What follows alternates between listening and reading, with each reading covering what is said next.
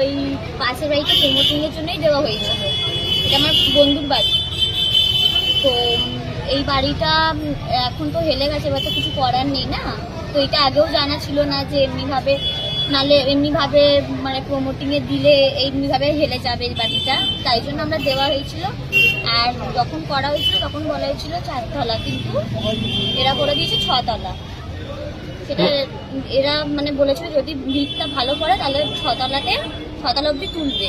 সেটা তো আমরা জানা ছিল না যে কীভাবে এরা করেছে।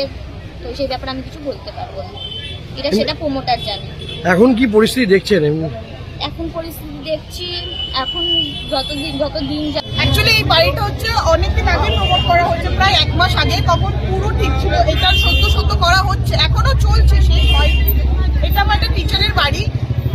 হঠাৎ করে যে সকালবেলা আমাদের ওখানে অনেক রিপোর্টাররা যায় এবং সবাই হাহাকার মাচায় যে কেন এইভাবে হেলে পড়েছে। এখন এটা কোয়েশ্চেন সবার কাছে যে কি করে এটা হেলে পড়লো। অনেকে বলছে প্রমোটিং ভুল হয়েছে, অনেকে বলছে টাকার বেলায় সবাই টাকা চেয়ে নিয়েছে, কিন্তু জিনিস কেন ভালো করে। নমস্কার, আপনার নাম? আমার পাশেই তো, আমরা দুই ভাই আমার দেওর ওইটা করেছে প্রমোটকে দিয়ে, আমি নিজে করেছিলাম। তো এবার এইরকম অবস্থা হবে কি করে মানুষ জানবে প্রমোটাররা কি করছে না করছে, আমরা তো জানি না। এই হিসাবে আমাদেরও তো ভয় লাগছে। কতদিনকার ফ্ল্যাট এটা? এই ফ্ল্যাটটা 1 বছর এ তৈরি হচ্ছে 1-1.5 বছর, আর আমরা আছি 50 বছর ধরে এখানে। মানে কতটা আতঙ্কে রয়েছে, একদম পাশের বাড়ি। অনেক আতঙ্কে রয়েছে মানুষ।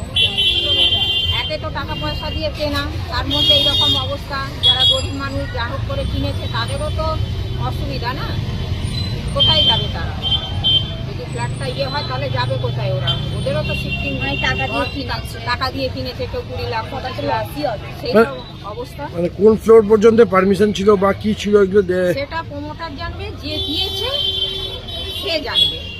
যারা দিয়েছে প্রমোটারকে সে জানবে, আর যে নিয়েছে সে জানবে। আমরা তো জানি না। আমরা তো ওই বাঘাযতীনে দেখেছিলাম না কাণ্ডটা, তারপর তো দেখছি আমাদেরও এই দিকটা হেলে যাচ্ছে। আপনার নাম? আমার নাম রেখা সিং।